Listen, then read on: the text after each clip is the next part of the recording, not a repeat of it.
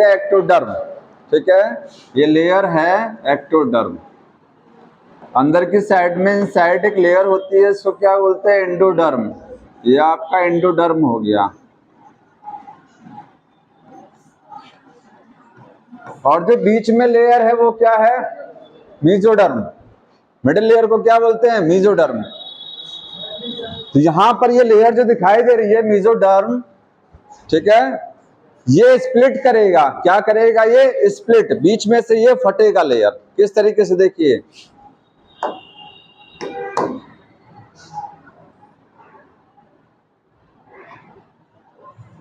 कुछ समझ में आ रहा है?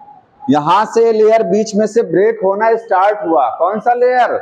मीजोडर्म। देखिए ब्रेक हो रहा है और ब्रेक होते होते यहां तक पहुंच जाएगा और ये हिस्सा यहां तक, मतलब ये पूरा साइड में ये ब्रेक हो जाएगा ये लेयर। ठीक है, यहां से स्टार्ट हो रहा है और यही चीज क्या है? बढ़ती हुई चली जाएगी। लास्ट में कौन सी कंडीशन बनेगा? लास्ट में आपको इस तरीके से नजर आएगा कि मीजोडर्म बीच में से क्या हो गया? स्प्लिट हो गया, टूट गया। देखिए दो हिस्सों में। ठीक है, यही सेम चीज यहां पर भी आ जाएगी। यहां मीजोडर्म, यहां पर भी क्या हो जाएगा? स्प्लिट। और बीच में एक क्या बन गया? कैविटी। कैविटी नजर आ रहा है? ये बीच में क्या डेवलप हो गया? ये कैविटी। ठीक है, इसी कैविटी को क्या बोलते हैं? सीलोम। ठीक, ये है साइजोसीलोमेट। साइजोसीलोमेट। तो साइजोसीलोमेट में क्या होता है? मीजोडर्म जो है, मीजोडर्म स्प्लिट करेगा सेंटर से, बीच में से। ठीक है, मीजोडर्म बीच में से स्प्लिट होना स्टार्ट होगा और कोने तक पहुंचेगा, ऊपर और नीचे तक।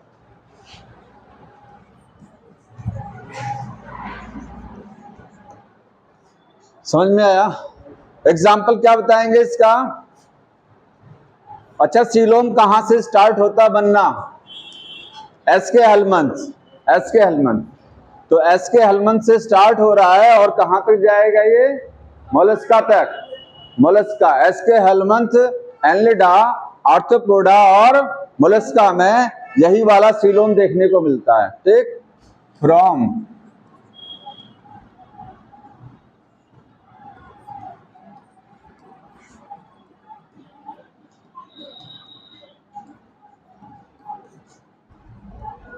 किसी ने बताया नहीं कि एस्केरिस में सीडोसीलोम है। मैंने आपको लास्ट टाइम बताया था एसके हेलमंथ में सीडोसीलोमेट है, वो ट्रीसीलोमेट नहीं होता है। ठीक है, याद आ रहा कि नहीं? लास्ट टाइम वाला एसके हेलमंथ में ट्रीसीलोम नहीं है। कहां से होगा? ये एनलिडा से मोलस्का। ठीक,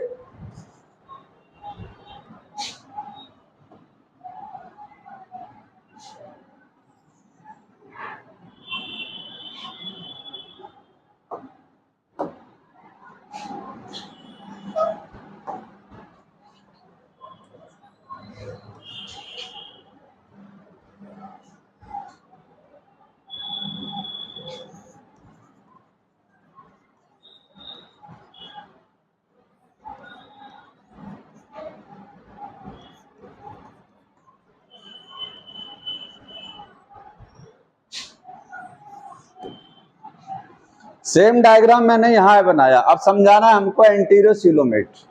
यहां पर बीच में अभी कैविटी नहीं है, बीच में क्या है? मीजोडर्म है। ये पूरा ब्लैक कलर का मीजोडर्म दिखाई दे रहा है। ये मीजोडर्म क्या होगा? स्प्लिट करेगा, फटेगा बीच में से और क्या बन जाएगा? एक कैविटी। कैसे बनेगा कैविटी? आपको ये अंदर की लेयर कौन सी है? ग्रीन वाली, एंडोडर्म। एंडोडर्म के अंदर आपको गट दिखाई दे रही है। गट का मतलब है एम्ब्रियोनिक लाइफ में जो गट होती है वो है। ठीक है, तो एंडोडर्म के नीचे जो गट है, यहां से क्या बनेगा? एक पाउच बनेगा। ठीक है, यहां से एक पाउच जनरेट होगा। ये देखिए, ये बन गया पाउच और ये पाउच धीरे धीरे बड़ा होता चला जाएगा। ये धीरे धीरे साइज में बड़ा होगा। ये देखिए, और बड़ा हो गया और बड़ा हो गया और साइज में इंक्रीज कर गया और साइज में, और लास्ट में इस तरीके से साइज बड़ा होता जाएगा और सेम कंडीशन जनरेट हो जाएगी। बाकी सारा हिस्सा बीच में से क्या कर देंगे? इरेज करा देंगे। देखिए इसको, लास्ट में जो कंडीशन बनेगी वो ये बनेगी।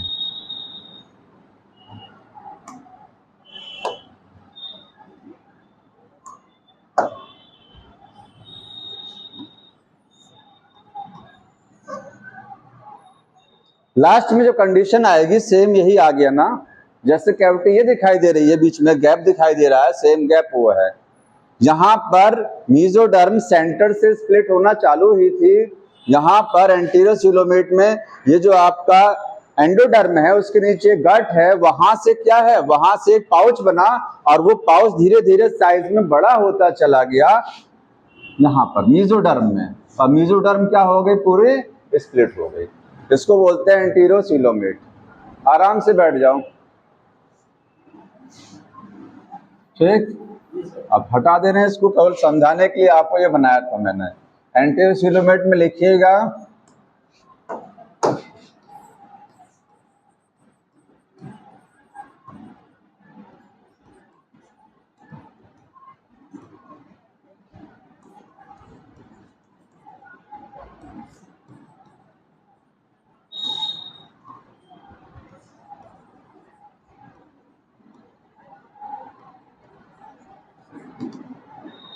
इसका एग्जाम्पल है इकाइनोडर्म्स, हेमिकॉर्डेटा एंड कॉर्डेटा।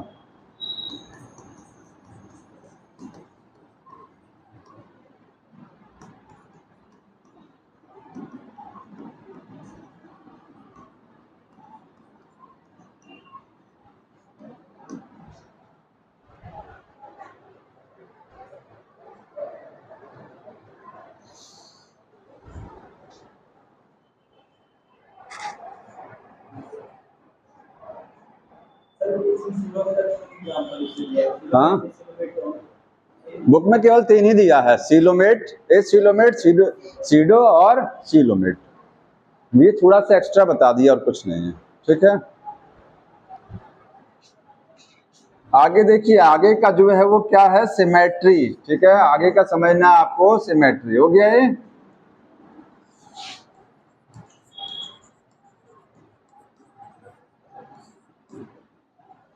कितने टाइप की सिमेट्री है, 2 सिमेट्री 2 प्रकार की, रेडियल और बाइलेटरल।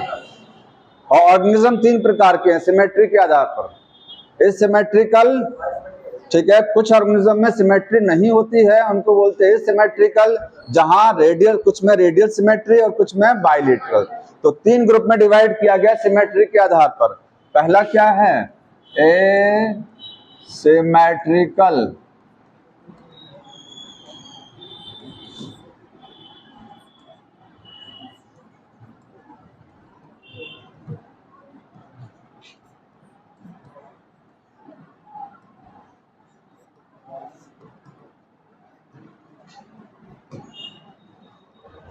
ठीक। कुछ जीवों में सिमेट्री नहीं होगा। सिमेट्री जानते हैं, अगर किसी भी जीव को सेंटर से हम 2 हिस्सों में डिवाइड कर लेते हैं तो उसको बोलते हैं उसमें सिमेट्री है। अगर किसी ऑर्गेनिज्म को सेंटर से 2 हिस्से में डिवाइड ना कर पाए तो सिमेट्री नहीं है। इसमें सिमेट्री है। इसको ऐसे ही बीच में से काट सकते हैं, 2 हिस्सों में डिवाइड होगा, और किसी भी प्लेन से काट सकते हैं जो सेंटर से पास होगा। समझ में आया? तो एसिमेट्रिक में कोई सिमेट्री नहीं होती है, यहाँ कोई सिमेट्री नहीं है, नो सिमेट्री। एग्जाम्पल बताएंगे, स्पंज में, लेकिन एक चीज ध्यान रखिएगा, मोस्ट ऑफ स्पंज, सभी स्पंज में नहीं बोलेंगे, ज्यादातर स्पंज में सिमेट्री नहीं होती है। मोस्ट, अगर कहा जाए सभी स्पंज में सिमेट्री नहीं है तो गलत हो जाएगा। ये कुछ स्पंज में सिमेट्री होती है, कौन सी वाली, रेडियल, ठीक है, अभी लिखाएंगे यहाँ पर। रेडियल सिमेट्री क्या है, हाँ, ऐसी सिमेट्री जिसमें किसी ऑर्गेनिज्म को किसी भी प्लेन से 2 हिस्सों में उसको काटा जा सकता है, लेकिन वो प्लेन सेंटर से पास होना चाहिए। जैसे अगर सिलेंडर है, उस सिलेंडर को, या बॉल है, उस बॉल को बीच ऐसे किसी भी प्लेन से काट देंगे, वो प्लेन सेंटर से जाना चाहिए। अगर डायग्राम बनाए, ये आपके पास सर्कल दिखाई दे रहा है, सर्कल को ऐसे भी काटेंगे, ऐसे भी, ठीक है, किसी भी साइड से काटेंगे, लेकिन सेंटर से जाना चाहिए। ये रेडियल सिमेट्री होती है। एग्जाम्पल क्या है रेडियल का, सम स्पंज, सम स्पंज, कुछ स्पंज होते हैं, एग्जाम्पल है, वो तो ठीक है, सीसी अलग समझ लीजिए। इसमें आप देखिए बुक में नहीं दिया है स्पंज, यूप्लेक्टेला स्पंज होता है, यूप्लेक्टेला, ठीक है, उसमें आपको रेडियल, लेकिन मत याद करिए, नाम बहुत ज्यादा है बुक में, बस इतना याद रखिए कुछ स्पंज में रेडियल सिमेट्री देखने को मिलती है, कौन से स्पंज में कभी नहीं आएगा, ठीक। बहुत सारे एग्जाम्पल बुक में दिए हैं, उतने कम नहीं है, तो सम स्पंज हो गया। दूसरी चीज क्या है, सिलेंट्रेटा, सिलेंट्रेटा और टीनोफोरा, टीनोफोरा और एकाइनोडर्मेटा, एकाइनोडर्मेटा। एकाइनोडर्मेटा में एडल्ट, ध्यान रखिएगा, एडल्ट वयस्क में, लार्वा में नहीं, लार्वा में बाइलेटरल है, ठीक, ये कंफ्यूजन होता है थोड़ा सा। अगर क्वेश्चन में दिया है कि एकाइनोडर्म्स में कौन सी सिमेट्री है और एडल्ट और लार्वा नहीं दिया है, तब क्या सही करेंगे, तब एडल्ट मानेंगे। अगर एडल्ट और लार्वा नहीं दिया है, केवल कहा गया कि एकाइनोडर्म में कौन सी सिमेट्री है, तो आप एडल्ट को मानते हुए रेडियल बताएंगे, समझ में आ रहा है। वो अलग से पूछेगा कि लार्वा में बताइए कि एडल्ट में, तब अलग अलग बताएंगे आप। कुछ नहीं कह रहा तो एडल्ट को मानेंगे, रेडियल वाला। बायलेटरल सिमेट्री में ऑर्गेनिज्म को दो हिस्सों में काट तो सकते हैं, लेकिन एक ही प्लेन से काटेंगे, सिंगल प्लेन, जैसे हमारी बॉडी को केवल ऐसे ही काटा जा सकता है, बायलेटरल है। प्लेटी-हेल्मंथ से स्टार्ट है, प्लेटी-हेल्मंथ से, और कहां तक, to Chordata, Chordata, except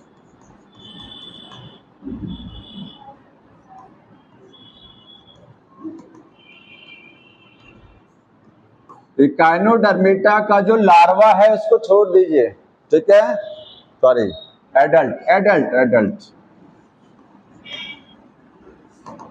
echinodermata में जो एडल्ट है उसको छोड़ दीजिए, ठीक है, लार्वा में तो होगा ही ये, प्लेटी-हेल्मंथ से कॉर्डेटा में और एकाइनोडर्म के लार्वा में, या ऐसे भी लिखा जा सकता है एक्सेप्ट एकाइनोडर्म एडल्ट, ठीक है, इस तरीके से भी लिख सकते हैं, समझ में आ रहा है। तो ये हो गया सिमेट्री। अब क्या बचा है,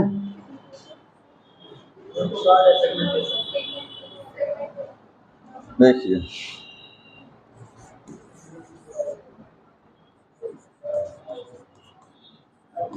सेगमेंटेशन का मतलब समझते हैं। अगर बॉडी में बहुत सारे सेगमेंट दिखाई दे रहे हैं, किसी बॉडी में कई सेगमेंट में डिवाइड है बॉडी, तो उसको, उसमें क्या कह सकते हैं, सेगमेंटेशन है, ठीक है। यहाँ पर ऑर्गेनिज्म की बॉडी में बहुत सारे सेगमेंट दिखाई देते हैं, जैसे हमारी बॉडी में सेगमेंट है कि नहीं है, है। हमारी बॉडी में रिब्स, जो पसलियां हैं वो रिपीट कर रही हैं, ठीक है, वर्टिबल कॉलम में जो रीढ़ की हड्डी है वो रिपीट करती है। अगर एक स्ट्रक्चर कई बार रिपीट करती है तो आप बोलते हैं वो सेगमेंटेशन है, ठीक। तो सेगमेंटेशन में मेनली कौन सा, देखिए, सेगमेंटेशन एक्सटर्नल भी होता है, इंटरनल भी होता है, और एक है एक्सटर्नल इंटरनल दोनों। अगर बॉडी बाहर से भी सेगमेंटेड दिखाई दे रही है, बॉडी अंदर से भी सेगमेंटेड है, तो उसको बोलते हैं मेटामेरिक सेगमेंटेशन, जो बुक में दिया हुआ है, समझ में आ रहा है। बॉडी बाहर से भी, जैसे आप अर्थवर्म केंचुए को देखते हैं, अर्थवर्म की बॉडी में बाहर से नजर आता है सेगमेंट, है ना, टुकड़ों में है, सेगमेंट बना हुआ है, और अंदर से भी बॉडी क्या होती है, उसमें सेगमेंटेड होती है, अंदर से भी इसमें पार्टीशन होता है, ठीक। तो सेगमेंटेशन में मेन आपको ध्यान रखना है मेटामेरिक सेगमेंटेशन, कौन सा वाला, मेटामेरिक सेगमेंटेशन।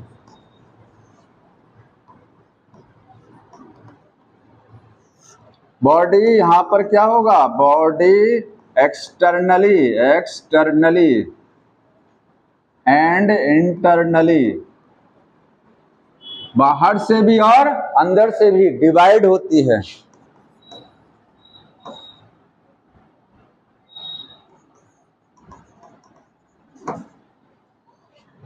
और हर सेगमेंट को क्या बोलेंगे, metamers, each segment called metamers.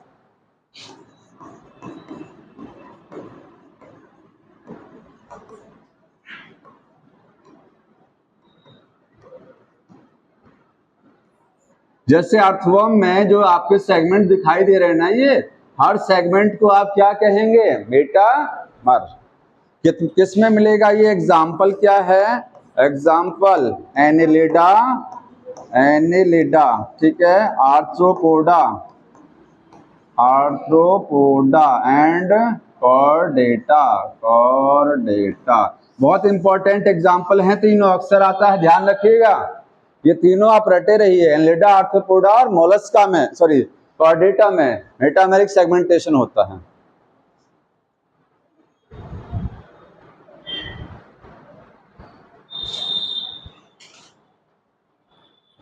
और कोई बच्चा हुआ है? नोटोकॉर्ड बच्चा एक चीज।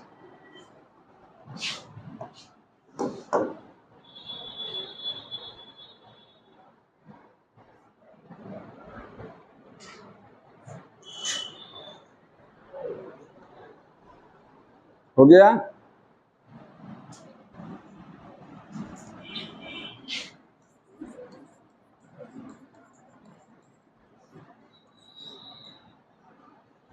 जिस ऑर्गेनिज्म में नोटोकॉर्ड होगा उसको बोलते हैं कॉर्डेट, जिसमें नहीं है नॉन कॉर्डेट। क्या होता है नोटोकॉर्ड? अच्छा, नोटोकॉर्ड जनरली एडल्ट स्टेज में दिखाई देता है कि एम्ब्रियोनिक लाइफ में होता है? एम्ब्रियोनिक लाइफ में, ठीक है। जैसे हम लोगों में नोटोकॉर्ड नहीं है, हम लोगों में नोटोकॉर्ड किसमें चेंज हो गया? वर्टिबल कॉलम रीढ़ की हड्डी में। हम लोग अपनी एम्ब्रियोनिक लाइफ में जब होते हैं यूट्रस में, तो हमारे अंदर नोटोकॉर्ड होता है उसमें, ठीक है। कॉर्डेट में है, जितने कॉर्डेट हैं सब में नोटोकॉर्ड है, लेकिन एम्ब्रियोनिक लाइफ में है, ठीक।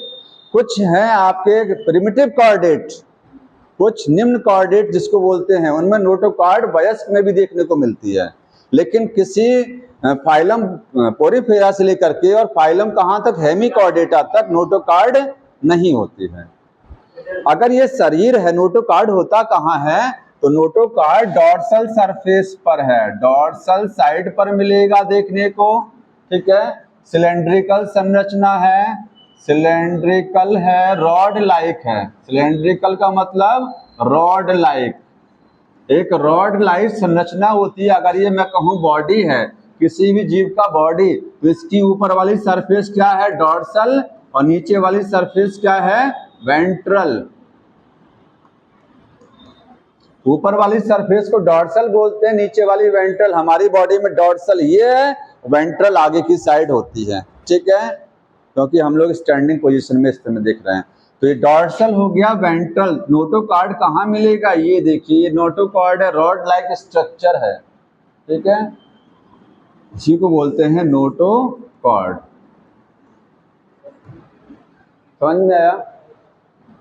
तो नोटोकॉर्ड अगर ये प्रेजेंट है, कहाँ प्रेजेंट होगा? कॉर्डेटा में, कॉर्डेटा में मिलेगा। और कॉर्डेटा में कहाँ मिलेगा? जनरली इन लार्वल, लार्वा नहीं कहेंगे हम लोगों में, लार्वा नहीं बनता है, एम्ब्रियोनिक लाइफ कहेंगे। हाँ, एम्ब्रियोनिक लाइफ, एम्ब्रियोनिक लाइफ, ठीक है। और एब्सेंट होती है कहाँ पर? एब्सेंट होगा, हाँ, नॉन कॉर्डेट में। नॉन कॉर्डेट जहां एब्सेंट है उसको क्या बोलेंगे? Non chordate. कशेरुकी और अकशेरुकी, ये अकशेरुकी हैं और ये कशेरुकी जीव हैं। ये फाइलम पोरीफेरा से लेकर के, पोरीफेरा से लेकर के और हेमिकॉर्डेटा तक, हेमिकॉर्डेटा इसका एग्जाम्पल है। अच्छा, नोटोकॉर्ड से वर्टिबल कॉलम ही बनता है या और कुछ भी बनता है?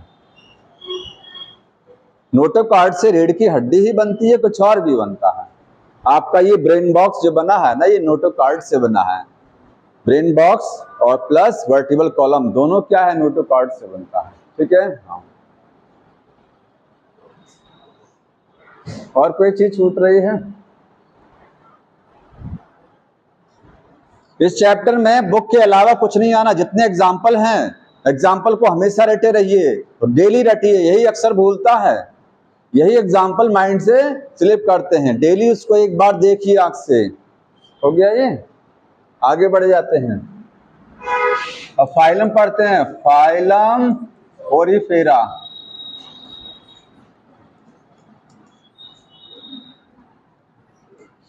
देखिए 3 फाइलम को एक साथ पढ़ेंगे। पोरीफेरा है, चिलेंटेटा, टीनोफोरा। समझ में आया? हाँ, बाकी 2 सेम हैं। इसको स्टार्ट करते हैं पोरीफेरा। पोरीफेरा को पोरीफेरा क्या है, एक नाम और बोलते हैं स्पंज। क्या बोलते हैं इनको? स्पंज। क्योंकि इनकी बॉडी में छेद होते हैं, होल्स होते हैं, इसलिए इनको बोला जाता है पोरीफेरा, पोर बियरिंग एनिमल्स या फिर स्पंज। ठीक है, तो बॉडी में क्या होगा? Pores and body. जितना बुक में लिखा है बहुत जरूरी है।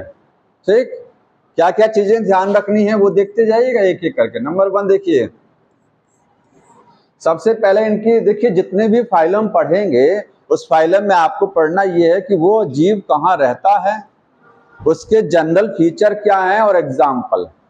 ठीक है, सामान्य लक्षण, एग्जाम्पल। अगर आप एनलिडा पढ़ रहे हैं तो आपको अर्थवर्म का डिटेल नहीं पढ़ना है। इसमें यहाँ अर्थवर्म का डिटेल नहीं पढ़ना है, आर्थ्रोपोडा में कॉकरोच का डिटेल नहीं पढ़ना, केवल जनरल फीचर पढ़ना है। समझ में आ रहा है? तो देखिए, पहला फीचर क्या है? Mostly marine. ज्यादातर क्या है? ये मैराइन है। यहीं पर आ जाएगा लिखा हुआ all are marine, some are marine, wrong हो जाएगा। ज्यादातर क्या है? मैराइन होते हैं, समुद्री। ठीक है, कुछ फ्रेश वाटर हैं, सम क्या है? Fresh water. और फ्रेश वाटर स्पंज का नाम बुक ने दिया है स्पॉन्जिला। स्पॉन्जिला बहुत अक्सर पूछा जाता है, फ्रेश वाटर स्पंज का नाम बताइए। Spongilla, Spongilla. तो एक क्वेश्चन आपका जान लीजिए, यहां से बन जाता है ये अक्सर कि फ्रेश वाटर स्पंज कौन सा होता है। ठीक है,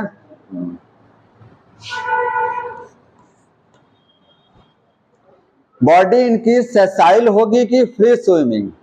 सेसाइल का मतलब जानते हैं? अगर कोई जीव किसी सबस्ट्रेटम, किसी सतह से चिपका हुआ है तो उसको बोलते हैं सेसाइल, और अगर वो मूव कर रहा है तो उसको बोलते हैं फ्री स्विमिंग। बॉडी क्या होती है? सेसाइल होती है। ठीक है,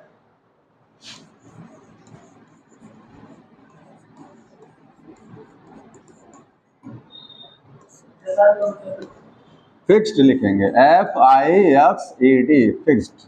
ठीक है, हमको बुक दे दो क्योंकि ये बड़ा बोरिंग चीज है, इसमें से थोड़ा देखते भी रहें जी। हाँ,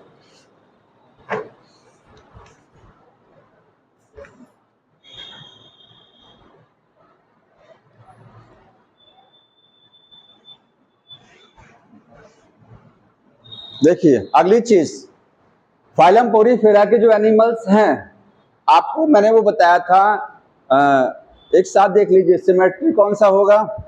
सिमेट्री, एसिमेट्रिकल। ठीक है, तो वो चीज बार बार लिखने की जरूरत नहीं है कि यहाँ सिमेट्री कौन सी है, यहाँ पर टिश्यू वाला टिश्यू सिस्टम है कि सेल एग्रीगेट है, वो सब मैंने एक साथ उधर लिखा दिया, आपको बता दिया ना। वो चीज बार बार रिपीट नहीं करेंगे कि इसमें सीलोम है कि नहीं है, वो आप उधर ही पढ़ लीजिएगा। बुक में रिपीट किया बार बार, हमको मेन चीज पढ़ना है जो अभी तक नहीं पढ़े हैं उस चीज को, मेन चीजें। तो फाइलम पोरीफेरा में देखिए इसके अलावा दिया है primitive, most primitive multicellular animal, multicellular animal. ये यहां से ये वाली लाइन और यहां से ये वाली लाइन इंपॉर्टेंट है। पोरीफेरा क्या है? सबसे पहले बहुकोषीय जीव हैं। सबसे प्रथम अगर कहा जाए मोस्ट प्रिमिटिव एनिमल कौन सा है, मल्टीसेल्युलर को यहां से हटा दिया जाए तो प्रोटोजोआ। मल्टीसेल्युलर को हटा दिया जाए तो क्या आंसर होगा? प्रोटोजोआ। और most primitive multicellular animal Porifera है। ठीक है, ये बहुत इंपॉर्टेंट चीज है।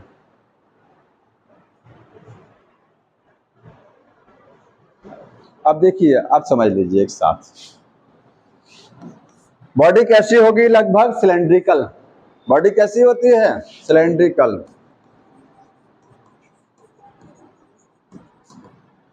इनकी बॉडी में छोटे छोटे पोर्स दिखाई देते हैं। ठीक, मैं एक डायग्राम बनाने जा रहा हूं, उसको समझ लीजिए। हाँ,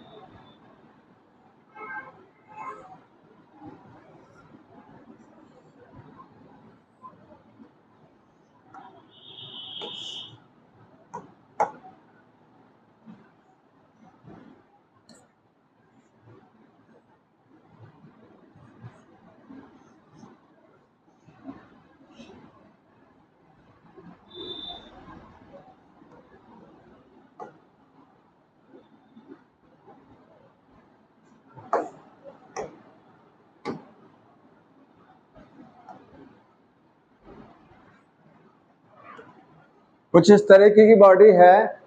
एक डायग्राम बुक में दिया है, पहला डायग्राम देखिए, साइकोन लिखा है ना, साइकोन जिसको बोलते हैं स्काइफा। ये डायग्राम अगर पोरीफेरा या स्पंज की बॉडी को, ये डायग्राम इस तरीके से है, वर्टिकल सेक्शन है। जो आपके एनसीईआरटी में एक डायग्राम दिख रहा है, ये देखिए इस तरीके से। देखिए इतनी पढ़ाई कर लिए कि बुक का पोस्टमार्टम भी हो गया है। क्यों? ये देखिए डायग्राम देख रहे हैं ना, ये स्पंज का डायग्राम है। इसको ऐसे काटा गया वर्टिकली काट के ऐसे दिखा रहे हैं। इसकी बॉडी में क्या क्या चीजें होती हैं वो समझ लीजिए। ये लो पकड़ लो इसको भी।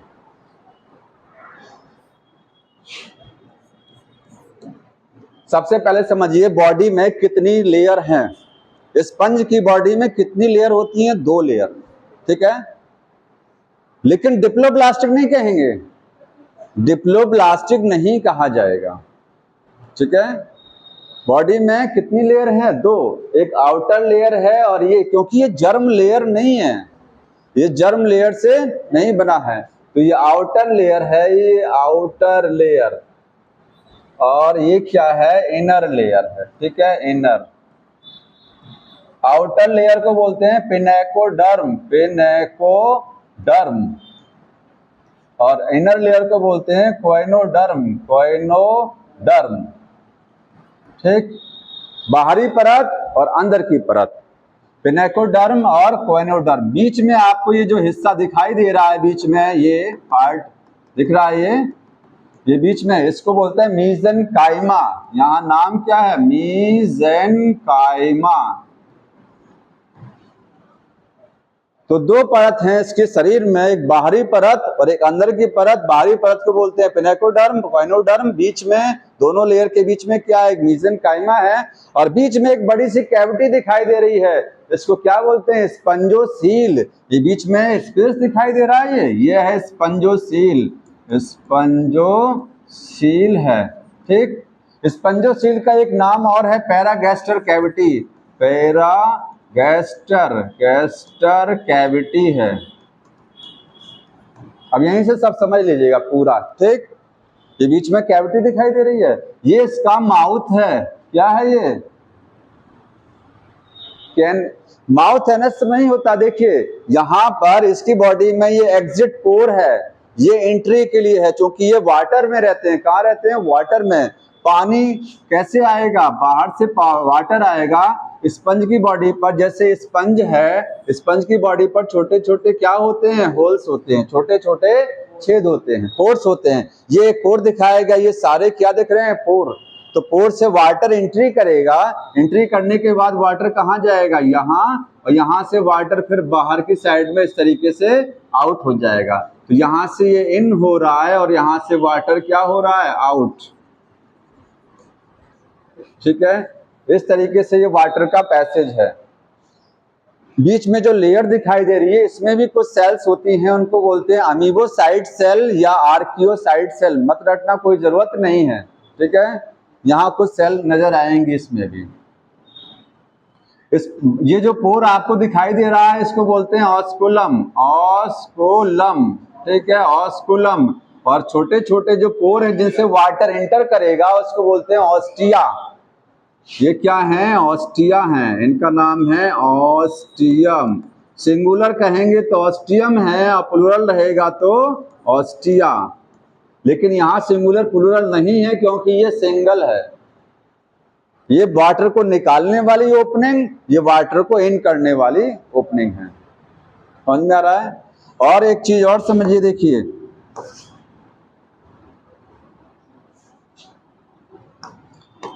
यहां पर कुछ स्पेशल टाइप की सेल्स होती हैं, उनको बोलते हैं कोइनोसाइट सेल। अंदर की जो लेयर है उस लेयर को क्या बोलते हैं? कोइनोडर्म। इनसाइड आपको जो लेयर दिखाई दे रही है, लेयर कौन सी है? कोइनोडर्म।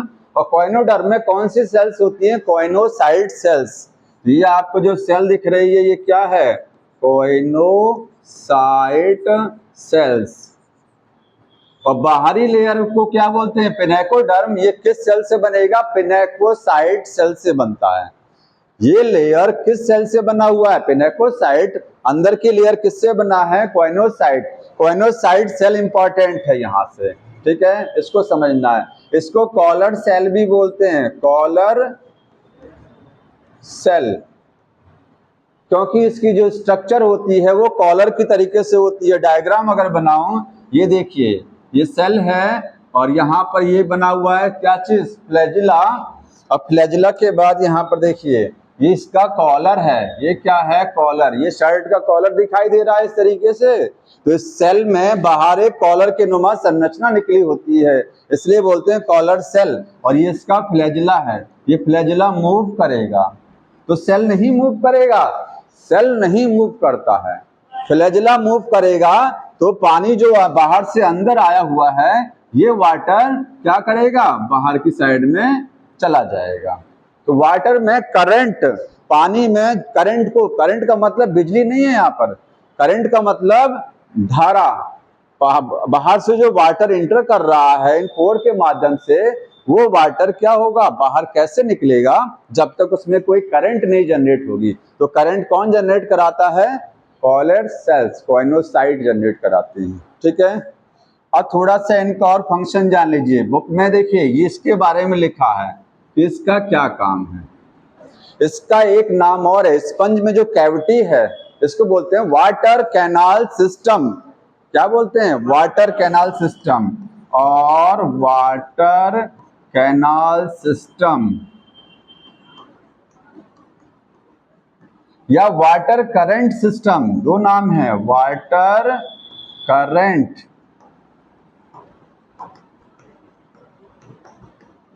तो इस कैविटी को स्पंजोसील या वाटर कैनाल सिस्टम या वाटर करंट सिस्टम बोला जाता है। एक कंफ्यूजन होता है, आप पढ़ते हैं किसमें? एकाइनोडर्म्स में वाटर वेस्कुलर सिस्टम। पूछा जाता है कि वाटर वेस्कुलर सिस्टम कहाँ होता है, तो आंसर ये लग जाता है गलती से, जबकि वाटर वेस्कुलर सिस्टम एकाइनोडर्म्स में है। इसको कैनाल सिस्टम क्यों बोलते हैं? कैनाल का मतलब होता है ट्यूब, ठीक है, कैनाल। यहां से देखिए, यहां से ये जो वाटर इंटर कर रहा है ये वाटर, और ये वाटर यहाँ से इंटर करने के बाद यहाँ से बाहर निकलेगा, तो जैसे लगता है कि वाटर सुरंग से होता हुआ जा रहा है। किससे गुजर रहा है? कैनाल से होकर के गुजर रहा है, इसलिए वाटर कैनाल सिस्टम है। वाटर में करंट जनरेट होती है किसके द्वारा? कोइनोसाइट सेल्स के द्वारा। अब क्या काम होता है इस कैविटी का? क्या काम है समझ लीजिए। स्पंज भोजन कैसे ग्रहण करता है? पानी के माध्यम से। बाहर से जो पानी आता है, उस पानी जब ये वाटर यहाँ इंटर करेगा, वाटर में जितने भी इसके फूड पार्टिकल हैं वो फूड पार्टिकल कॉलर सेल क्या करेंगी? पकड़ने में मदद करेंगी। तो फूड को कैप्चर करने में इस कैविटी का रोल है, क्योंकि इस कैविटी में अंदर की साइड में कोइनोसाइट लगी हुई हैं और ये फूड को क्या कर लेती हैं? पकड़ लेती हैं। तो पहला फंक्शन क्या है? Capture food, capture the food. भोजन को कैप्चर करता है किसके माध्यम से? कोइनोसाइट के माध्यम से। दूसरा काम रेस्पिरेशन, श्वसन, क्योंकि यहां पर लंग्स नहीं है, सांस कैसे लेगा? पानी में जो ऑक्सीजन डिसॉल्व है बाहर से वाटर आएगा, वाटर में क्या है, ऑक्सीजन है, ये ऑक्सीजन कहाँ चली जाएगी, अंदर की साइड में डिफ्यूज हो जाएगा बॉडी वॉल में। तो कैविटी के माध्यम से ही तो हो रहा है, कैविटी में वाटर आएगा तभी तो वो ऑक्सीजन यहाँ डिफ्यूज होगी। दूसरा काम रेस्पिरेशन। तीसरा काम है इसकी बॉडी में जितने भी वेस्ट प्रोडक्ट बनेंगे वो वेस्ट प्रोडक्ट बाहर कैसे निकलेंगे, यहां से नहीं आउट होंगे, यहां से, ठीक है, बॉडी सरफेस से वेस्ट प्रोडक्ट को आउट करने में। तो रेस्पिरेशन हो गया, और क्या चीज है, एक्सक्रीशन। और ठीक है, डाइजेशन में इसका रोल है, हाँ, तो इसका डाइजेशन में रोल है स्पंजोसील का, डाइजेशन में रोल नहीं है, डाइजेशन कैविटी में नहीं होता, ध्यान रखिएगा। डाइजेशन इंट्रासेल्युलर बताएंगे, ठीक है, हाँ इंट्रासेल्युलर। और कोई फंक्शन पढ़िए, कुछ और लिखा फंक्शन में, इसका फंक्शन बहुत इंपॉर्टेंट है, इसमें से ये चीज, ठीक है,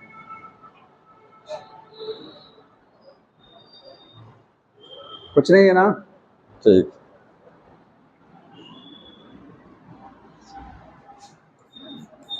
डाइजेशन कैसा होगा, डाइजेशन इंटरनल स्पंज में डाइजेशन इंटरनल होता है कोइनोसाइट सेल की मदद से, ठीक है, बाई कोइनोसाइट।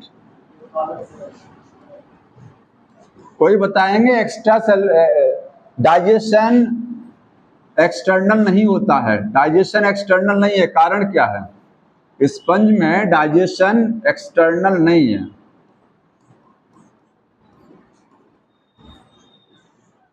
इंटरनल है, बॉडी के अंदर होता है। इस कैविटी में डाइजेशन नहीं होता है, क्योंकि अगर मान लीजिए स्पंज है, कोई एंजाइम रिलीज कर रहा है, और एंजाइम कहाँ पहुंचा रहा है, कैविटी में। जैसे पानी बाहर से एंटर करेगा और एक रास्ता ऊपर से खुला हुआ है पानी जाने के लिए, सारे एंजाइम भाग करके चले जाएंगे बाहर, एग्जिट हो जाएंगे, ठीक है। तो इसको एक्स्ट्रा सेलुलर डाइजेशन कराने से कोई मतलब ही नहीं रह जाएगा, क्योंकि एक्स्ट्रा सेलुलर का मतलब होता है डाइजेशन जो सेल के बाहर होता है। हमारी बॉडी में कैसा डाइजेशन होता है, इंट्रा की एक्स्ट्रा, हाँ इंट्रा होता है, पागल हो सकते, एक्स्ट्रा कहाँ, हमारी बॉडी में स्टमक है ना, स्टमक। जब भोजन आता है स्टमक में, तो स्टमक की जो वॉल है उसमें ग्लैंड्स होती हैं, पढ़े हैं ना, ग्लैंड से एंजाइम बनता है, पेप्सिन बनता है ना, वो एंजाइम सेल के अंदर से बन करके बाहर स्टमक में जाता है। तो सेल के अंदर से बन करके बाहर जा रहा है, और डाइजेशन कहाँ हो रहा है, स्टमक में, बाहर। इसके बाद ये भोजन आगे एलिमेंट्री कैनाल में जाएगा, एलिमेंट्री कैनाल की वॉल में सेल है, सेल क्या करती है, एंजाइम बनाती हैं, वो एंजाइम सेल के द्वारा बन करके कहाँ जाएगा, एलिमेंट्री कैनाल में जो बीच में स्पेस है, वहीं तो भोजन जा रहा होता है। तो सेल के बाहर डाइजेशन हो रहा है, सेल के अंदर नहीं होता है। यहाँ डाइजेशन सेल के अंदर है, समझ में आ रहा है। अगली चीज देखिए, स्पंज कैसे होते हैं, हर्माफ्रोडाइट। हर्माफ्रोडाइट, हर्माफ्रोडाइट का मतलब समझते हैं बाइसेक्सुअल। बाइसेक्सुअल, बाइसेक्सुअल के लिए टर्म यूज किया जाता है मोनोसियस, ठीक है, इसको आप मोनोसियस भी बोल सकते हैं, दे लेंगे, ठीक। फर्टिलाइजेशन कहाँ होगा, फर्टिलाइजेशन का मतलब मेल और फीमेल गैमीट फर्टिलाइज कहाँ करेंगे, इंटरनल, इंटरनल फर्टिलाइजेशन होता है, ठीक है, इंटरनल। और डेवलपमेंट कैसा है, development indirect, development indirect, indirect का मतलब बाय लार्वा। देखिए सबको पता है ना, जायगोट से क्या बनता है, एम्ब्रियो। हम लोगों में भी तो जायगोट से एम्ब्रियो बनता है, हम लोगों में लार्वा नहीं बनता है। जहां पर जायगोट से एम्ब्रियो बना, एम्ब्रियो से लार्वा बना, लार्वा से एडल्ट बनता है। अगर लार्वा आ गया बीच में तो कहेंगे ये विकास क्या है, डेवलपमेंट इनडायरेक्ट है। अगर लार्वा नहीं आया तो डेवलपमेंट कैसा हो गया, डायरेक्ट डेवलपमेंट, बिना लार्वा के। तो जहां लार्वा बनता है, जैसे मेढक में लार्वा बनता है, तो वहां विकास जो होता है वो कैसा है, इनडायरेक्ट डेवलपमेंट, डायरेक्ट नहीं है। यहाँ पर क्या है, इनडायरेक्ट है। जितने भी निम्न कोटि, जितने इन्वर्टिब्रेट आप पढ़ रहे हैं, उसमें डेवलपमेंट ज्यादातर कैसा होता है, इनडायरेक्ट। ध्यान रखिएगा, लार्वा बनता है, ठीक है। और आप मछली जब पढ़ेंगे, फिशेस के आगे बढ़ेंगे, तो वहां डेवलपमेंट कैसा हो जाएगा, डायरेक्ट हो जाएगा, वहां लार्वा नहीं बनेगा, ठीक है। तो लार्वा इन्वर्टिब्रेट में ही बनता है जनरली, और सभी में नहीं बनता, ये भी ध्यान रखना है। और कुछ,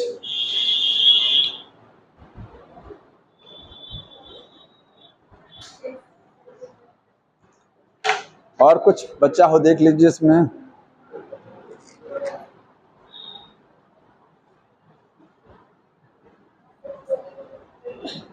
एक चीज और बचा हुआ है, देखिए, स्पंज की बॉडी में स्केलेटन सिस्टम समझना है, ठीक है। हाँ, किसी ने नहीं बताया, स्केलेटन कंकाल किस चीज का बना होता है, स्पिक्यूल्स का और spongin fibre. Skeleton made by spicules and spongin fibres, spongin fibres, ठीक है। रिप्रोडक्शन एसेक्सुअल की सेक्सुअल दोनों, ठीक है। तो रिप्रोडक्शन जो है वो एसेक्सुअल भी है। एसेक्सुअल किस तरीके से होगा, स्पंज में बताएंगे कैसे होगा, फ्रेगमेंटेशन, और दूसरा क्या है, बडिंग। कुछ कोई और बता रहा था इसके अलावा, फ्रेगमेंटेशन, रीजनरेशन जिसको कह सकते हैं आप, होता ना, हाँ। लेकिन रीजनरेशन वो अलग चीज है, प्लेनेरिया में होता है रीजनरेशन, यहाँ पे कहते हैं स्पंज में रीजनरेशन पावर अच्छी खासी होती है। रीजनरेशन के एग्जाम्पल याद कर लीजिए कहाँ कहाँ होता है, कंफ्यूज नहीं करेंगे। रीजनरेशन कहाँ कहाँ देखने को मिलेगा आपको, पोरीफेरा में पढ़ेंगे, पोरीफेरा में रीजनरेशन होता है, ठीक है।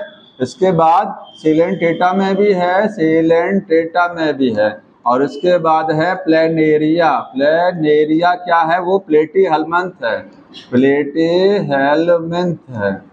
प्लेनेरिया जो है वो प्लेटीहेल्मिन्थ में आता है, ठीक है। तो बडिंग तो अभी आपको पता होगा, ईस्ट बडिंग हाइड्रा में भी पढ़ते हैं, बडिंग ईस्ट में भी होती है। बडिंग दो तरीके से होता है, एक्सटर्नल बडिंग और इंटरनल बडिंग। जैसे अगर स्पंज की बॉडी है, ये स्पंज, यहाँ ये इसकी पेरेंटल बॉडी है, पेरेंटल समझ रहे हैं, यहाँ से एक छोटा सा बर्ड बनेगा, इतना सब लोग जान रहे होंगे ना, छोटी सी बर्ड बनेगी, और ये बर्ड धीरे धीरे बड़ा होता चला जाएगा साइज में, और लास्ट में जाकर के क्या बना देगा, ऐसे ही स्पंज बना देगा। बडिंग बाहर भी होती है, बडिंग इनसाइड भी होती है, बडिंग इनसाइड भी होती है, ठीक है। तो एक्सटर्नल बडिंग भी है, एक्सटर्नल, और इंटरनल बडिंग भी होती है। एक जैम्यूल पढ़े ना, जैम्यूल इंटरनल बडिंग में आता है, ध्यान रखिएगा। क्लास 12th की बुक में चैप्टर फर्स्ट जो चैप्टर था रिप्रोडक्शन इन द ऑर्गेनिज्म, उसमें जब पढ़ते थे तो वहां एक जैम्यूल दिखाते थे। जैम्यूल ऐसा होता है, याद आ रहा होगा, ये देखिए ये है, और इसमें इस तरीके की सेल दिखाते हैं, और यहाँ बोलते हैं आर्कियोसाइट सेल, आर्कियोसाइट। याद आ रहा है डायग्राम, ये इस पेज पर बना हुआ था, नहीं याद आ रहा है। तो इंटरनल बडिंग जो है वो क्या है, internal by gemmule. Gemmule internal budding है, समझिए एक तरीके का। ये एक फाइलम लगभग खत्म हुआ, कितना, एक, ठीक है। अब इसमें जितने फाइलम है सब में देखिएगा कंफ्यूजन होगा धीरे धीरे, ठीक है, क्योंकि ये चीजें किसी में थोड़ा सा चेंज होंगी। ये इसका एग्जाम्पल याद रखिएगा, एग्जाम्पल में क्या है, साइकॉन है, ठीक है।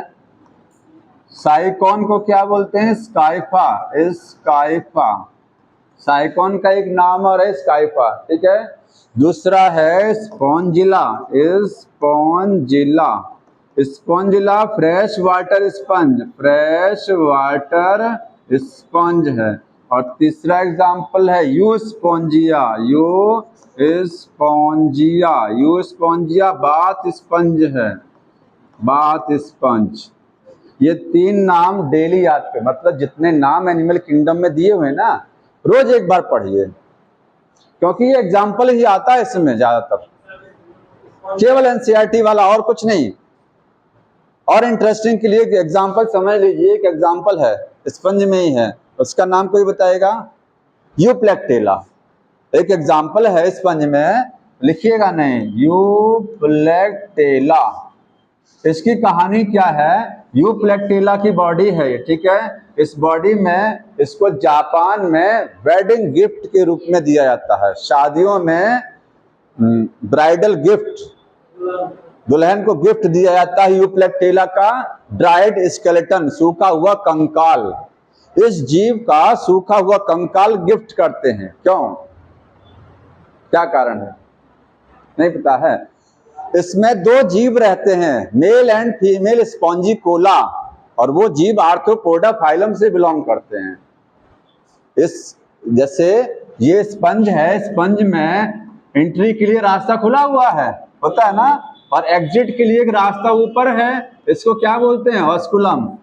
यहां पर दो जीव आते हैं, स्पॉन्जिकोला नाम है, स्पॉन्जिकोला। ये अंदर तो आ जाते हैं, अंदर तो इंटर कर जाते हैं, लेकिन बाहर का रास्ता बंद होने की वजह से मेल फीमेल इसी में एक साथ मर जाते हैं, बाहर नहीं निकल पाते हैं, इसी में मर जाते हैं, ठीक है।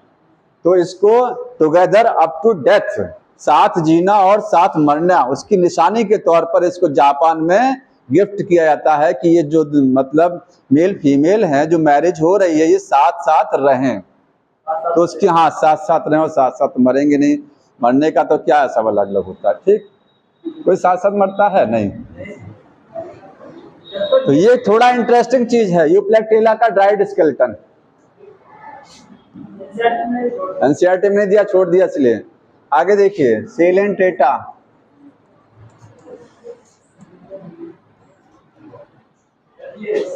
इसके बाद देखिए बहुत शॉर्ट में पढ़ना है इस चैप्टर को, जितना शॉर्ट में पढ़ सकिए, जितना बुक में दिया उससे एक वर्ड नहीं हटना है, उतना बहुत, अगर उतना याद कर लीजिए ना बहुत है, तो उतना ही बताएंगे इसमें, ठीक।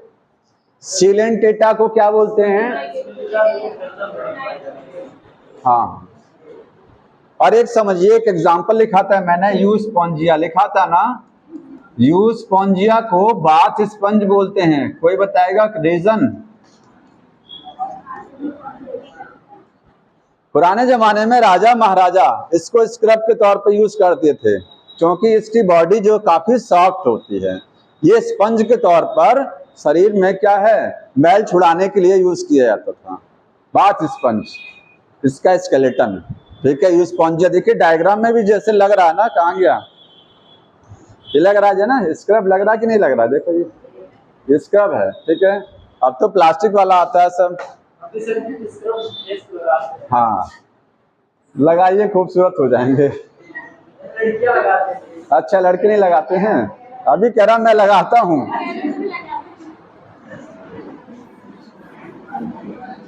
स्क्रब कभी कभी यूज करना चाहिए, डेली नहीं, कभी कभी, ठीक है। हफ्ते में हम यूज करते हैं, हफ्ते में 2 दिन 3 दिन बहुत है, उससे ना ये जो स्किन में डेड स्किन होती है, थोड़ा डेड सेल बढ़ जाती है।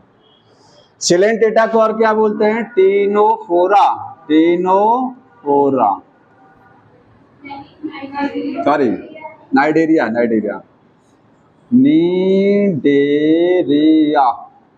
नाइडेरिया बोलते हैं, ठीक है। टीनोफोरा आगे है। इसके अलावा क्या क्या चीज पढ़नी है, देखिए सेलेंटेटा में थोड़ा आप पोरीफेरा से कंपेयर करते चलिएगा। आपने एक पूरा पढ़ लिया पोरीफेरा, अब उसमें इसमें क्या अंतर है, ठीक है। वो क्या थे, मैराइन भी थे और फ्रेश वाटर, ज्यादातर क्या थे, मैराइन। ये भी क्या है, मैराइन भी होते हैं और फ्रेश वाटर। तो पहली चीज लिखेंगे mostly marine, mostly marine and some fresh water.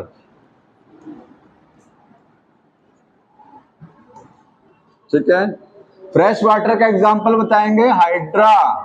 वहां क्या लिखा गया था फ्रेश वाटर में? स्पॉन्जिला, याद रखिएगा फिर। ठीक है, बाकी डिप्लोब्लास्टिक हैं, ये क्या है? ये डिप्लोब्लास्टिक हैं, एसिलोमेट हैं और रेडियल सिमेट्री है। और बताएंगे? अरे पढ़ रखे ना क्लासिफिकेशन में। डिप्लोब्लास्टिक, हाँ सेसाइल। अगली चीज ध्यान सुनिएगा, ये सेसाइल भी होते हैं, सेसाइल और फ्री स्विमिंग।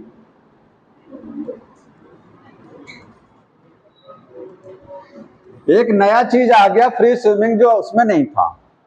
वो सेसाइल थे और ये क्या है? ये फिक्स भी रहते हैं सेसाइल और मूव भी कर सकते हैं।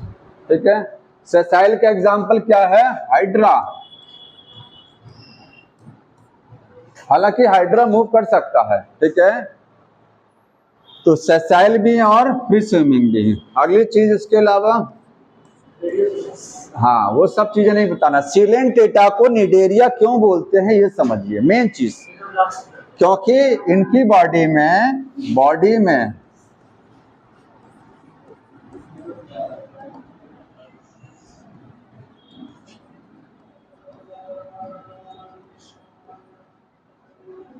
एक स्पेशल टाइप की सेल आपको समझना है, नीडोब्लास्ट सेल। इनकी बॉडी में क्या होता है? नीडोब्लास्ट। अगर आप थोड़ा हाइड्रा का डायग्राम देख लीजिए, देखिए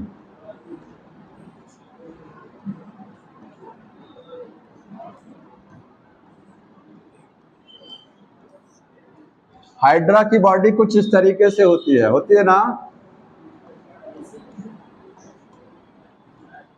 ठीक, हाइड्रा है। हाइड्रा की बॉडी पर ये क्या है? टेंटिकल्स हैं। क्या है ये? टेंटिकल्स। कितने टेंटिकल्स होते हैं? 6 से लेकर के 12।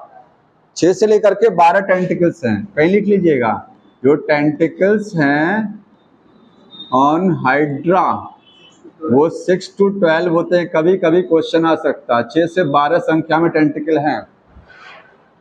हाइड्रा की बॉडी या जितने भी सिलेंटेट हैं उनकी बॉडी पर कुछ स्पेशल टाइप की सेल होती हैं, उनको क्या बोलते हैं? Cnidoblast sales. यहां टेंटिकल्स पर आपको मिल जाएंगी। अगर यहां बनाए डायग्राम में तो ये देखिए, ये क्या है? नीडोब्लास्ट सेल बना रहे हैं ये। ठीक है, ये टेंटिकल्स पर मिल गया, बॉडी की सरफेस पर मिल गया।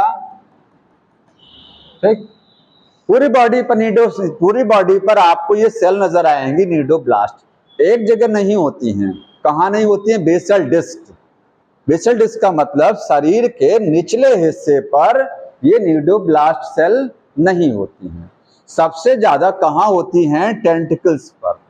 सबसे ज्यादा कहां होती हैं? टेंटिकल्स पर। ठीक है, तो नीडोब्लास्ट सेल्स जो हैं वो एब्सेंट होती हैं। लिखिएगा, एब्सेंट एट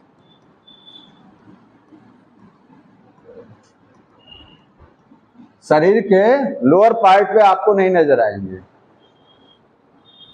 सबसे ज्यादा कहां है? Mostly eight tentacles. ठीक है, इस सिलेंटेटा में नीडोब्लास्ट ही ज्यादा इंपॉर्टेंट है। समझ में आ रहा है? क्वेश्चन जो आता है दो जगह से आता है, एक आपको इस टॉपिक से मिलेगा नीडोब्लास्ट से, और एक पॉलिप और मेड्यूसा से। बाकी नहीं समझाना है, पॉलिप और मेड्यूसा समझाना है। ठीक है, जैसे वहां पर एक स्पेशल टाइप का सेल याद आया पोरीफेरा में, कोइनोसाइट। और कहा पोरीफेरा में विशेष प्रकार की सेल कौन सी है? तो कोइनोसाइट है। और यहाँ स्पेशल टाइप की सेल कौन सी है? नीडोब्लास्ट है। अब इसका दूसरा नाम जान लीजिए, कई नाम है। नीडोब्लास्ट को नीडोसाइट भी बोलते हैं, नीडोसाइट सेल। ठीक है, समझ में आ गया? एक नाम इसका है निमेटोसाइट सेल। निमेटोसाइट सेल, सुनिए बता रहे हैं आपको। नीडोब्लास्ट, नीडोसाइट, निमेटोसाइट एक नाम है स्टिंगिंग सेल्स, 4 नाम है स्टिंगिंग सेल्स। ठीक है, इस सेल का एक डायग्राम बना दे रहा हूं उधर, समझ लीजिए सेल कैसी होती है। देखिए सेल कहां पर है, देख रहे हैं बॉडी, जैसे हमारी बॉडी पर हेयर है, हमारे शरीर पर छोटे छोटे हेयर हैं, वैसे ही इसके पूरे शरीर पर निचले हिस्से को छोड़ करके क्या है, नीडोसाइट सेल्स हैं। जैसे एक सेल ये दिख रहा है आपको ना, इस एक सेल का डायग्राम थोड़ा समझ लीजिए, बुक में डायग्राम दिया हुआ है इसलिए यहां समझना जरूरी है।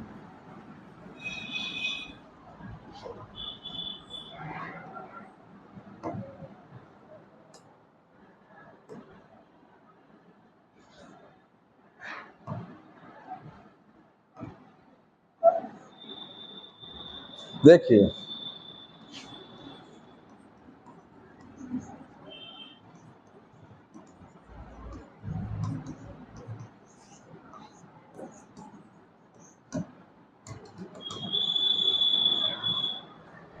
ये सेल है, इस सेल के अंदर एक कैप्सूल दिखाई दे रहा है आपको, ये कैप्सूल, इस कैप्सूल में एक पॉइजन भरा होता है। इस सेल का काम क्या है, ये सेल की मदद से सिलेंट्रेट अपने एनिमीज को क्या करते हैं, मारते हैं, उनको बेहोश करने का काम करते हैं, क्योंकि इस सेल में एक पॉइजन बनता है टॉक्सिन, जो शत्रुओं को क्या कर देता है, मार सकता है, उनको बेहोश कर सकता है। सुरक्षा के लिए है ये सेल प्रोटेक्शन में काम करती है। तो ये जो आपको कैप्सूल दिखाई दे रहा है, इसी कैप्सूल का नाम क्या है, इसी को बोलते हैं नीडोसिस्ट। अब कंफ्यूजन ये होता है नीडोसिस्ट क्या है, तो नीडोसिस्ट सेल का नाम नहीं है, देखिए नीडोसाइट है, ये नीडोसाइट है, वो क्या है, नीडोसिस्ट है। साइट है और वो सिस्ट है, सिस्ट कैप्सूल है, मतलब नीडोसाइट सेल के अंदर क्या है, नीडोसिस्ट मिलेगा। समझ में आ रहा है, तो मैं यहाँ लिख दे रहा हूं, ये जो सेल है, ये सेल क्या है, कंटेन, इनके अंदर क्या देखने को मिलेगा, इनके अंदर आपको नीडोसिस्ट मिलेगा, एक कैप्सूल नजर आएगा, उस कैप्सूल के कई नाम होंगे। पहला नाम क्या है, नीडोसिस्ट कहेंगे या निमेटोसिस्ट, ठीक है, या क्या कह सकते हैं आप, निमेटोसिस्ट। कैसे पहचानेंगे, लास्ट में आपको सिस्ट आना चाहिए, लास्ट में सफिक्स क्या लगेगा, सिस्ट। अगर साइट लगा है तो सेल है, और सिस्ट लगा है तो सेल का एक हिस्सा है, कैप्सूल है वो। समझ में आ रहा है, क्या काम है इनका, फंक्शन देखिए क्या करते हैं, फंक्शन,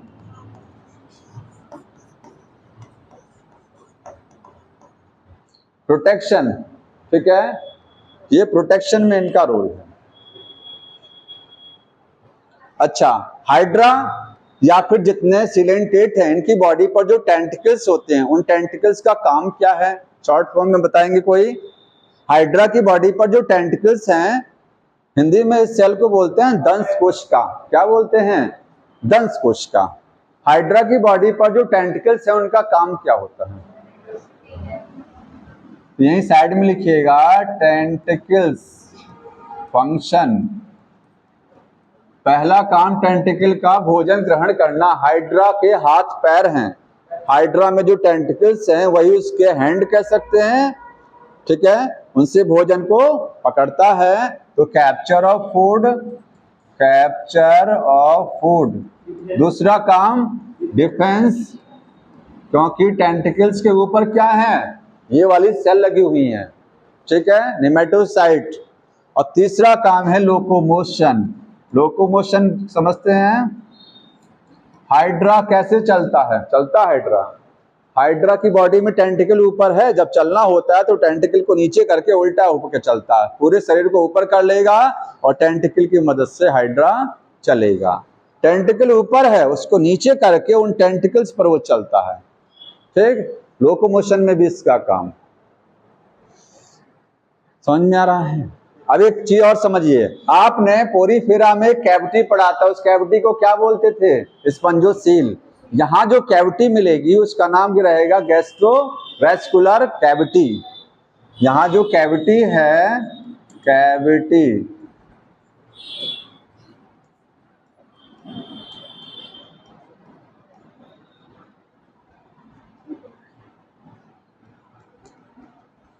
गैस्ट्रो क्यों बोला गया है, गैस्ट्रो क्यों बोला गया जानते हैं? गैस्ट्रो इसलिए है क्योंकि सिलेंट डेटा में बीच में जो कैविटी नजर आएगी, ये कैविटी है, ये कैविटी डाइजेशन में भी मदद करेगा। किसमें मदद करेगा? डाइजेशन। गैस्ट्रो का मतलब डाइजेशन से संबंधित होता है। गैस्ट्रोलॉजिस्ट क्या होते हैं? पेट से संबंधित डॉक्टर। तो गैस्ट्रो का मतलब क्या है? डाइजेशन से संबंधित है, क्योंकि ये कैविटी यहाँ डाइजेशन में भी मदद करेगा। पोरीफेरा में डाइजेशन में मदद नहीं करता था। कारण क्या था? क्योंकि पोरीफेरा में अगर मान लीजिए स्पंज कोई एंजाइम बनाया और बाहर निकाला कैविटी में डाइजेशन करने के लिए, ठीक है, तो ये एंजाइम क्या होगा? पानी के रास्ते एग्जिट कर जाएगा बाहर, रुकेगा नहीं। लेकिन क्योंकि इनमें एक ही रास्ता है, इसमें माउथ ही सब कुछ है, सिंगल ओपनिंग है। कितनी ओपनिंग है? एक है। तो बाहर से भोजन आएगा, समझ में आ रहा है? फिर वो डाइजेस्ट होगा तभी वो बाहर निकलेगा। ऐसा नहीं होता है कि एक साइड से आया दूसरी साइड से निकल गया।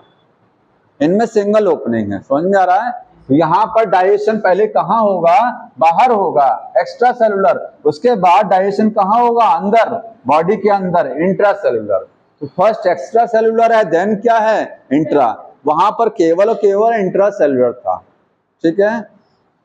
तो कैविटी को बोलते हैं गैस्ट्रोवेस्कुलर, और हेल्प करती है, हेल्प इन डाइजेशन। इसका डाइजेशन में भी रोल है। डाइजेशन कैसा है? डाइजेशन, हाँ लिखेंगे फर्स्ट, पहले एक्स्ट्रा सेल्यूलर, देन उसके बाद क्या है? Then intra cellular. बॉडी में जो कैविटी है, भोजन पहले कैविटी में पचेगा, जो बचा कुचा भोजन है वो बॉडी के अंदर जाएगा, सेल के अंदर पचेगा, ठीक है। तो दोनों टाइप का इसमें डाइजेशन है। एक बहुत इंपॉर्टेंट चीज, सिलेंट डेटा में लाइफ साइकिल में दो अवस्थाएं आती हैं। इनका जो जीवन चक्र चलता है, जीवन चक्र, उसमें दो स्टेज नजर आता है, एक पॉलिप स्टेज और एक मेडुसा। लिखेंगे लाइफ साइकिल में, life cycle contain two stage. One क्या है? पॉलिप, और दूसरा क्या है? मेडुसा, ठीक है।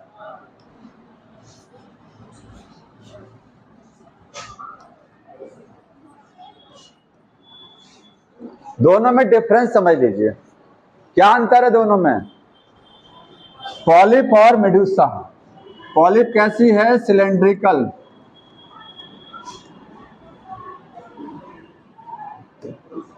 पॉलिप जैसे हाइड्रा, सबने देखा ना पिक्चर में, हाइड्रा की बॉडी कैसी होती है? सिलेंड्रिकल। तो पॉलिप सिलेंड्रिकल है। मेडुसा कैसा है? Umbrella shape, umbrella shaped. ये देखिए मेडुसा का डायग्राम ये नजर आएगा आपको, छाते की तरीके से नजर आता है मेडुसा, ठीक। जो पॉलिप है ये सेसाइल है। सेसाइल का मतलब ये मूव नहीं करता, एक जगह स्थिर रहता है। जैसे हाइड्रा एक जगह स्थिर रहता है, चाहे तो चल सकता है, ठीक है। तो एक जगह क्या है? सेसाइल रहते हैं, फिक्स रहते हैं। ये क्या है? फ्री स्विमिंग, फ्री स्विमिंग मतलब हमेशा ये चलते फिरते नजर आएंगे। हाइड्रा चल सकता है लेकिन एक जगह स्थिर भी काफी समय तक रहता है, तो वो सेसाइल स्टेज होती है। और ये क्या है? हमेशा आपको मूव करते नजर आएंगे, फ्री स्विमिंग, ठीक। पॉलिप स्टेज जो है ये एसेक्सुअल है, इसमें कौन सा रिप्रोडक्शन होता है? एसेक्सुअल वाला। और मेडुसा स्टेज में क्या है? Sexual reproduction.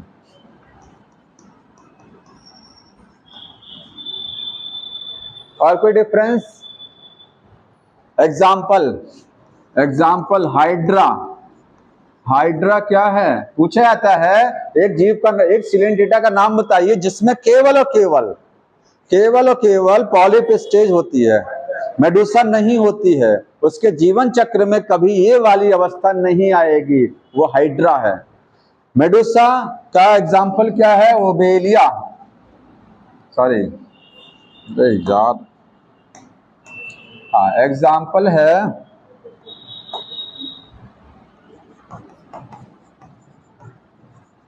ऑरेलिया को क्या बोलते हैं? Jelly fish. डिस्कवरी में देखा होगा आपने, ऑरेलिया या जेली फिश, ये मेडुसा स्टेज में आता है। अब कहीं साइड में हो गया ये,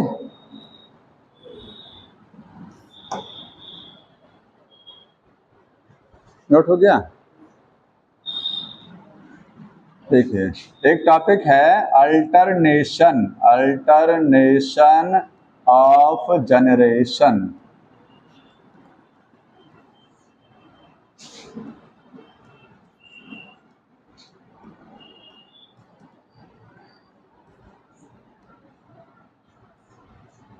दो एग्जाम्पल आपको बता रहे हैं, एक है फाइसेलिया और एक क्या है? ओबेलिया। एक एग्जाम्पल है फाइसेलिया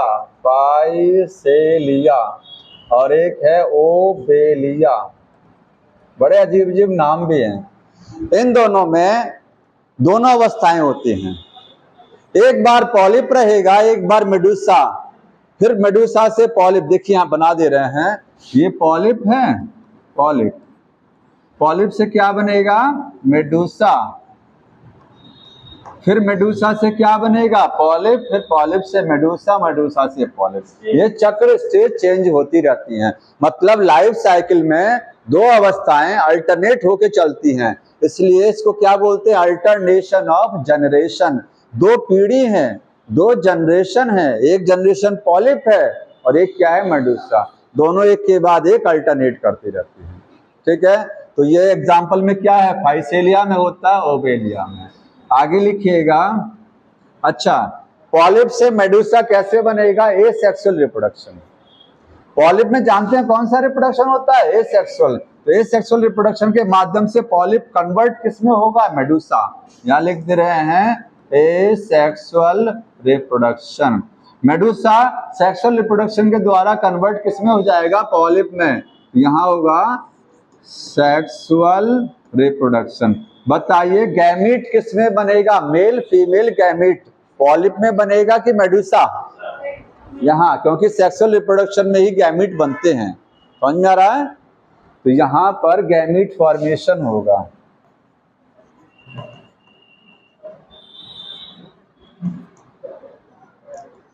अलग से लिख लीजिएगा, इन हाइड्रा में ओनली पॉलिप, केवल क्या है? पॉलिप देखने को मिलेगा। In Aurelia only medusa. बाकी कहा जाए इसमें क्या है? दोनों में बोथ पॉलिप एंड मेडुसा। तो मेटाजेनेसिस कहां देखने को मिलती है? ये दो एग्जाम्पल में, इनमें मेटाजेनेसिस नहीं होती है। मेटाजेनेसिस इनमें नहीं है, केवल वो दो एग्जाम्पल दिए गए वहां होते हैं। समझ में आया? हाइड्रा में या सिलेंटेटा में एसेक्सुअल रिप्रोडक्शन कैसे होता है? एसेक्सुअल रिप्रोडक्शन स्पंज में था, बडिंग थी ना, स्पंज में रीजनरेशन था और बडिंग, यहां पर भी रीजनरेशन और बडिंग, ठीक है? तो लिखेंगे एसेक्सुअल रिप्रोडक्शन, बडिंग से हो गया एंड रीजनरेशन। हाइड्रा में एक्सटर्नल बडिंग होती है, हाइड्रा में एक्सटर्नल बडिंग, ठीक है? और रीजनरेशन भी होता है। और क्या चीज बची यहाँ पर? डाइजेशन मैंने बता दिया ना, लिखा था ना, digestion first extracellular then intra. और कौन सी चीज देखिए, कुछ बचा हुआ है? हाइपोस्टोम समझते हैं क्या है? अगर आप हाइड्रा का डायग्राम देखेंगे, इसका हाइड्रा, तो हाइड्रा की बॉडी में यहाँ क्या लगा होता है? टेंटिकल। ये क्या है हाइड्रा का? माउथ। माउथ के नीचे एक जगह दिखाई दे रही है आपको, यही क्या है? हाइपोस्टोम। आप इसको बक्कल कैविटी भी कह सकते हैं। जैसे हमारे में ये माउथ है और ये क्या है? बक्कल कैविटी है। ये माउथ हो गया, माउथ का निचला हिस्सा, जो जगह दिखाई दे रही है खाली जगह, माउथ के बाद भोजन यही तो आएगा। ये क्या है? हाइपोस्टोम। हाइपो का मतलब होता है बिलो और स्टोमा का मतलब होता है माउथ। माउथ के नीचे, माउथ के नीचे, बिलो माउथ। समझ में आ रहा है? तो बुक में जो लिखा है ना, अंडरलाइन कर लीजिएगा, हाइपोस्टोम माउथ के नीचे देखने को मिलता है। क्या और होता है इसमें?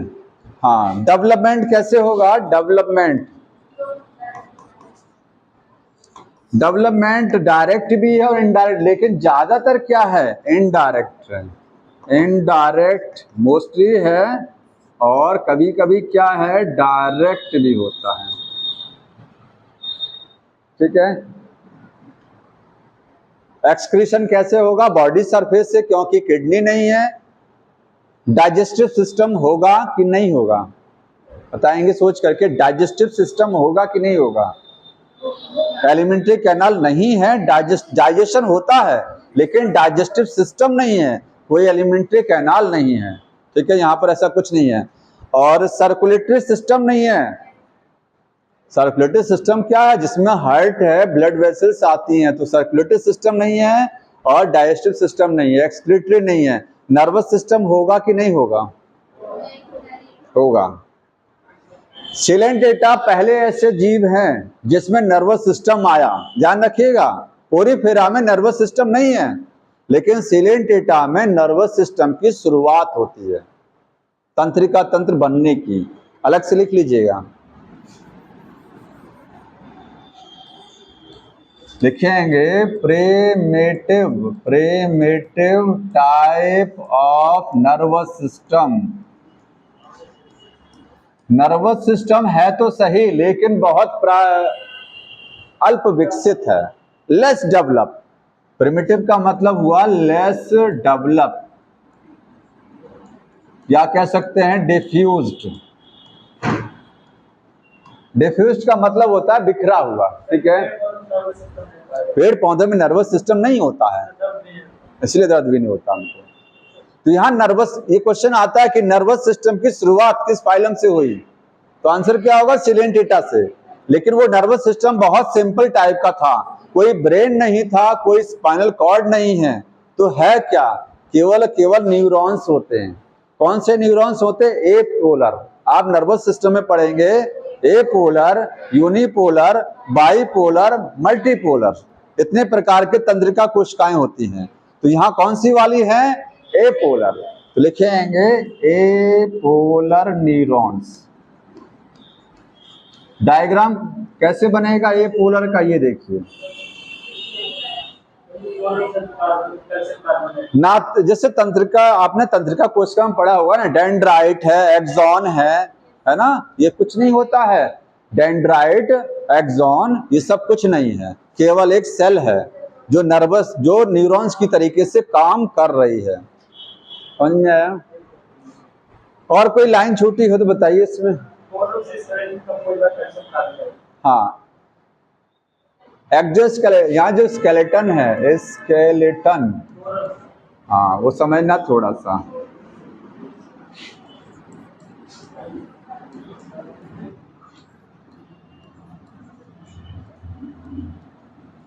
कुछ सिलेंटेटा में एक्सोस्केलेटन, बाह्य कंकाल, किसका बना होता है? कैल्शियम कार्बोनेट का। इन सम सिलेंटेटा, सिलेंट्रेट्स में मेड बाय, एग्जाम्पल क्या है? कोरल्स हैं। कोरल समझते हैं? कोरल्स एक जीव हैं जो समुद्र में आयरलैंड का निर्माण करते हैं, पूरा द्वीप समूह बना देते हैं। इनके इनका शरीर पर बाहरी सतह पर कैल्शियम कार्बोनेट की परत होती है, जो कि एक हार्ड परत है। जैसे लगता है समुद्र में कोई चट्टान है बीच में, क्या है? कोई जगह है, होता क्या है, वो जीव होते हैं, कोरल्स बोलते हैं। समझ में आ रहा है? अब इस पूरे में याद क्या रखना है वो अलग से समझ लीजिए। देखिए है तो बहुत कुछ, आपको याद क्या रखना है, याद आपको रखना है पॉलीपर मेडुसा। देखिए आपको कोइनोसाइड सेल, जो कोइनोसाइड सेल थी वो याद रखनी है, आपको पॉलिप एंड मेडुसा के बारे में ध्यान रखना है, और ये कोरल्स, बस। और लास्ट में आपको एग्जाम्पल ध्यान रखना है। ये 3 चीजें हैं, उसके बाद में एग्जाम्पल। ये नहीं पूछा जाएगा डेवलपमेंट डायरेक्ट है कि इनडायरेक्ट, नहीं, ये तो पूरा खिचड़ी है, पूरा लास्ट से पूरा याद ही नहीं रहता कहाँ डायरेक्ट है कहाँ इनडायरेक्ट क्या है, नहीं। तो जो मेन चीजें हैं इसमें वो आपको यही हैं, ठीक है। यहीं से क्वेश्चन पोरीफेरा में आपको कोइनोसाइड सेल के बारे में पूछा, ऑस्ट्रिया है, ऑस्कुला में, ये पता होना चाहिए। लास्ट में एग्जाम्पल देखिए, एग्जाम्पल क्या है, बहुत जरूरी है। पहला एग्जाम्पल है फाइसेलिया। फाइसेलिया को क्या बोलते हैं, पोर्टुगीज,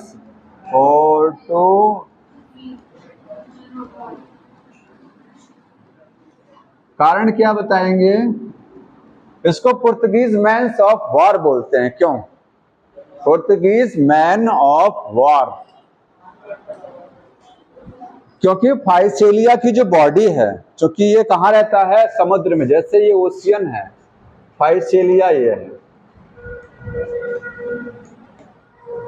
जब ये फाइसेलिया पानी में डूब के नहीं तैरता है, आधा पानी में डूबा हुआ रहता है थोड़ा सा, और बाकी हिस्सा पानी के ऊपर समुद्र में ऐसे तैरता है, ठीक है, जैसे बैलून लाइक स्ट्रक्चर।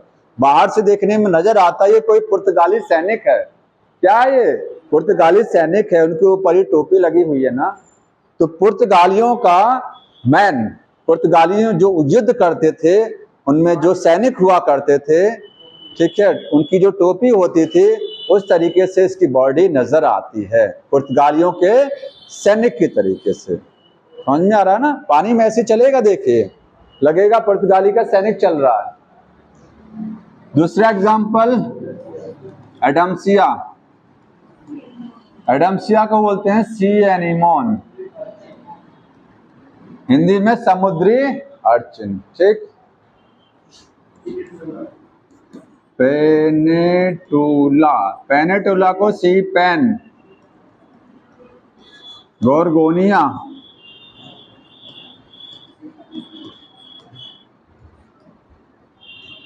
मेनेंड्रिया,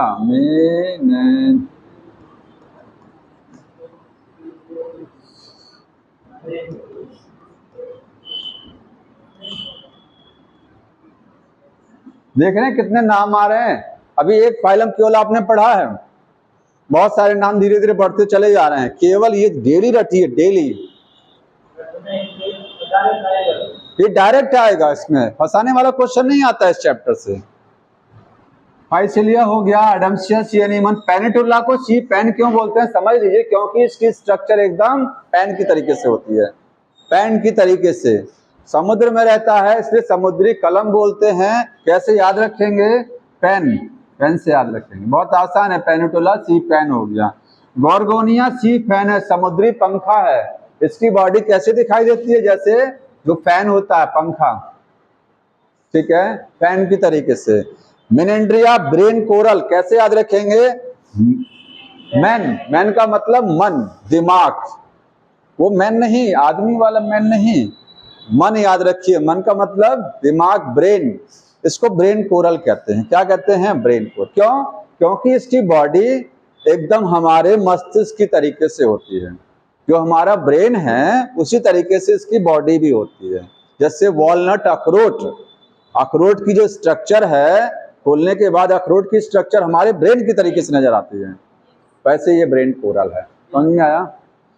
तो यहाँ इतने ही इसके एग्जाम्पल हो गए। क्वेश्चन करा दें, थोड़ा टाइम भी हो गया, देखिए नहीं तो इसका क्वेश्चन हो जाता। अगली बार बच्चा कौन सा है, टीनोफोरा, प्लेटी हेलमंथ, एसके हेलमंथ कराने के बाद में क्वेश्चन करा दिया जाएगा। थोड़ा सा देखिए बोरिंग है, रटने वाला है, ठीक है। हाँ तो रटिए बैठ करके, कुछ नहीं है, सारे एग्जाम्पल बैठ के रटिए इसको। क्या कह रहे हैं? हाँ, केवल एनसीईआरटी में जो दिया है बस, उसके अलावा कुछ नहीं। उतना याद हो जाए कम नहीं है।